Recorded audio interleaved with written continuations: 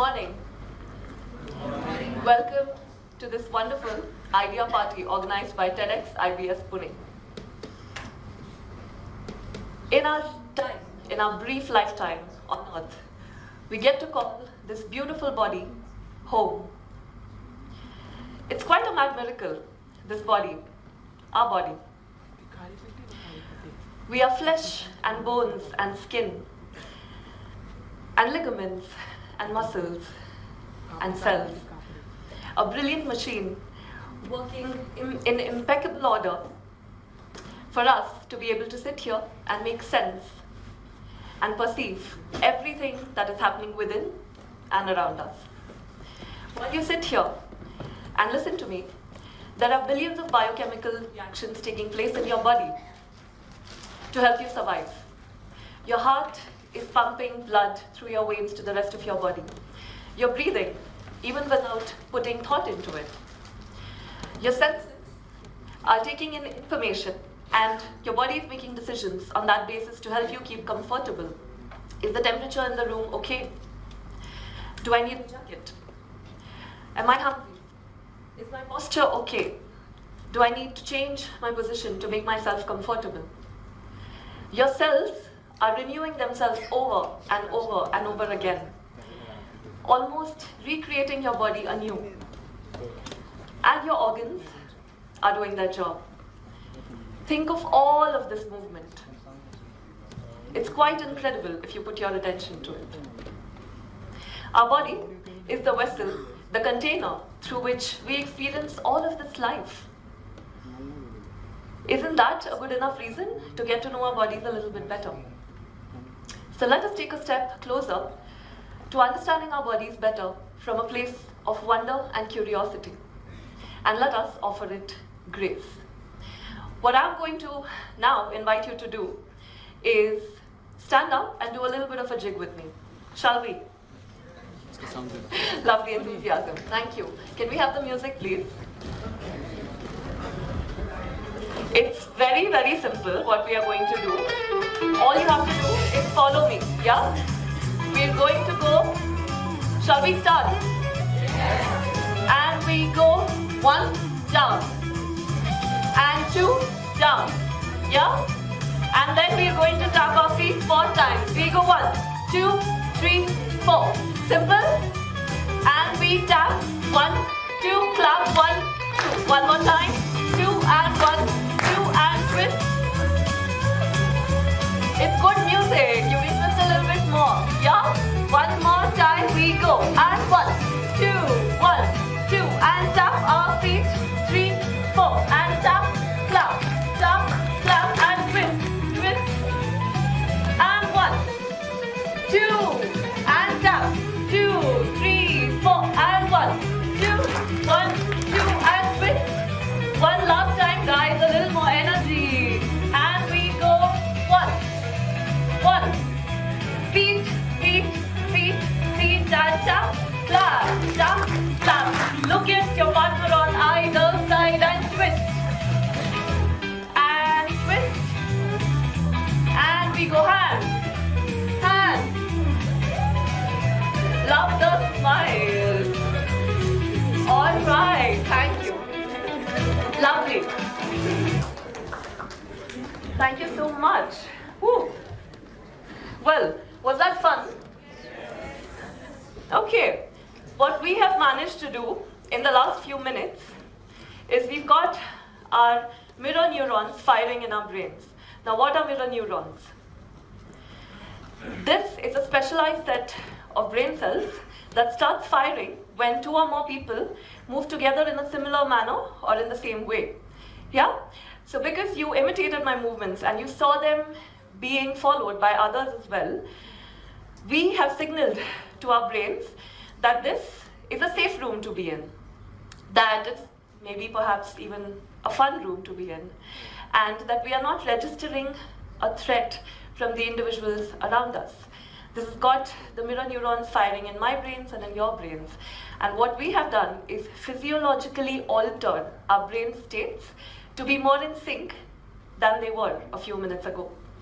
How cool is that? What has also happened is that this movement was rooted in repetition, in rhythm, in moving together. And that is why our brains have signaled to each other that through this shared honesty and vulnerability, we can trust each other.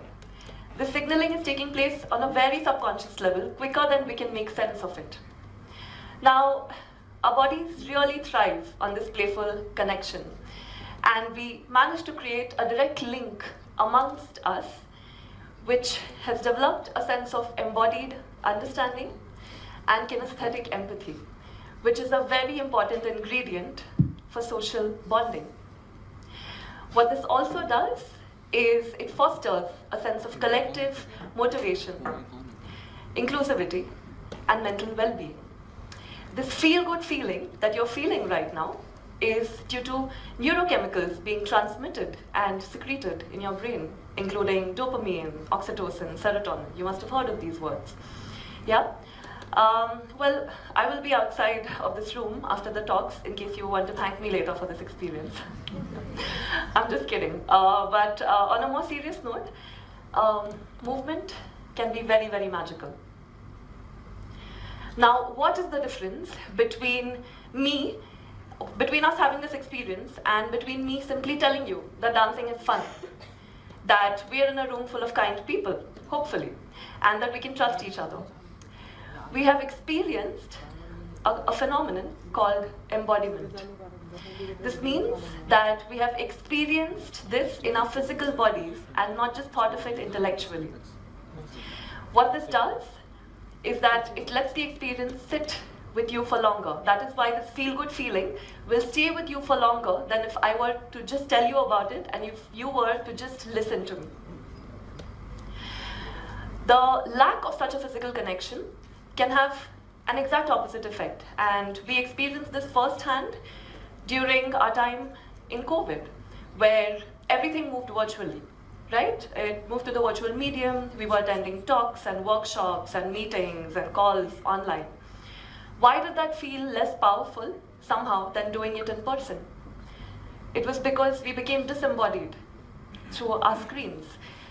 I was deprived of making direct eye contact with you, as I'm doing right now, because that was happening through a device. We were deprived of touch. We were deprived of social connection. Social isolation can create many developmental issues. The babies born during that time in COVID faced a lot of developmental issues because they were deprived of the social cues that they get from their environment and from the people around them. So embodiment is a very, very important experience to have. The more embodied our experiences, the better we are able to perceive the reality around us. And the higher the power we have to respond appropriately to a given situation. Now, coming from a culture like ours, India has a lot of traditional and indigenous rituals with movement and dancing for every social occasion that you can think of, be it the joy of a birth, be it the grief and mourning of a funeral, or it could be welcoming the turn of seasons. It could be celebrating different phases of life, like coming of age. Social dancing has a lot of benefits. It establishes trust and connection within the individuals of a group. It also helps us come together.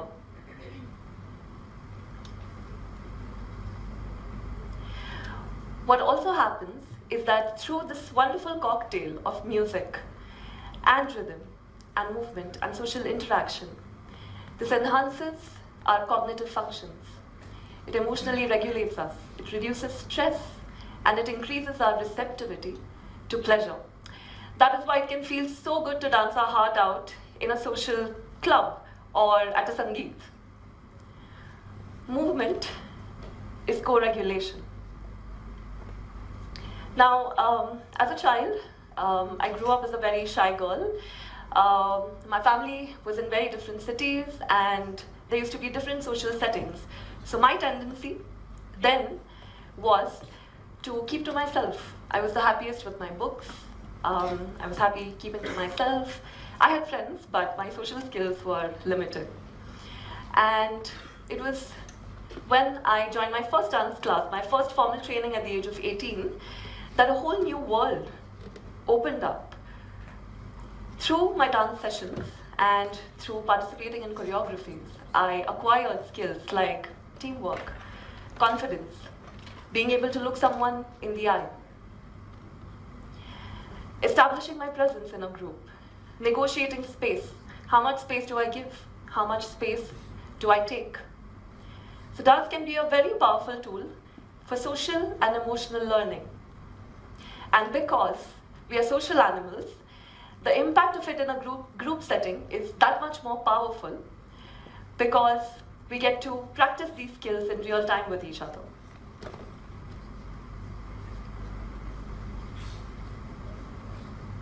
Movement is power. The intelligence of the body, wisdom of the neck down. Generally, everything is happening intellectually here. This is the wisdom of the neck down. Our bodies have the power to store our experiences and our memories. And our bodies also know movement inherently. We inherit movement right at birth, even before we perceive language or words. And this is where dance movement therapy comes into picture. It is a psychotherapeutic tool to help us make sense of the correlation between movement and emotion. And it helps us come one step closer to achieving a sense of physical, social, cognitive, emotional integration based on the complex experiences that we have as individuals over our lifetime. It is being vastly used to achieve different integration goals for people of different population groups, including people with dystonia and Parkinson's disease, which are both movement disorders, people with Alzheimer's and dementia, people of different age groups with autism, and it can be an especially helpful tool for expression for those who are not able to express themselves verbally. I was fortunate enough to be introduced to one such incredible project for rehabilitation right at the beginning of my dance training, and I would like to share that project with you right now. जेव्हापासून ते क्लासमध्ये जायला त्यावेळेस त्याच्यात आम्ही emotional एक सगळ्यात मोठा आम्ही हे बघितलं की तिला कॉन्फिडन्स आला. इनफॅक्ट तिला लोक उत्साहपूर्ती म्हणून बनवलं. त्यामुळे आशा एक मला वाढली त्याने आता मी व्यवस्थित होऊ शकेल याच्या क्लासमध्ये. कधी क्लासचा टाइम वेळ होती ना कधी मी जाती पटकन असा होतो मला.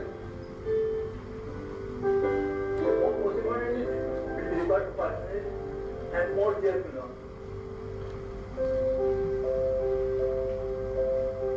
They're always constantly looking out for being a part of this everyday morning class. And also, it has become a social sort of a part within the city where people meet, talk, discuss, share, laugh, cry, and also to look at the benefits of how it has improved lifestyle in today's given world.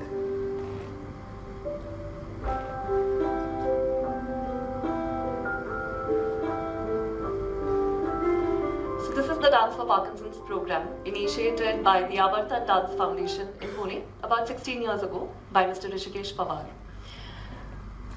Through my recent collaborations with communities and organizations, I've had the fortune to explore the approach of, I've had the chance to explore and offer a person-centered approach rather than an outcome-based one, where the aim is to offer the dance space, the community dance space and the dance, to facilitate a sense of belonging, safety, creativity, resilience, ability, and agency for the participants. Movement is healing. But with increased use of devices, we are continuously being pushed to preferring a more simplified version of communication and connection, which doesn't really require any real effort, so to speak. Our overconsumption of information is leading us mostly to numbness, where after a point we become so disconnected and disembodied that we are no longer able to respond. And then we would rather prefer to switch off and disconnect. What then is our role in today's world with respect to each other and to the planet? With the advent of AI and its very real presence in our lives, we are outsourcing our thinking, one of the primary functions of our brain, to artificial intelligence. We are outsourcing our work. We are outsourcing even our artistic and creative endeavors to AI. And it makes me wonder, what does it mean to inhabit our human physical body in today's world? With institutions in power wanting us to stay in a loop of disconnection, helplessness, doom scrolling, and inaction, knowledge of being rooted and present in our bodies, and being able to take care of our bodies can be a deeply radical, a deeply powerful act of sanity, safety, and solidarity. Movement is resistance. Movement is revolution. How can we use our connection, our trust, our vulnerability to move towards each other rather than away from each other? Currently, the youth population of India stands at 370 million. In the next 25 to 30 years, we're going to be our parents' age. We're going to be entering the seniors' age bracket. This leads me to wonder, what will it then mean for us to live a healthy and meaningful life with a clear sense of purpose and connection? As I close, I invite us to put our hands on our hearts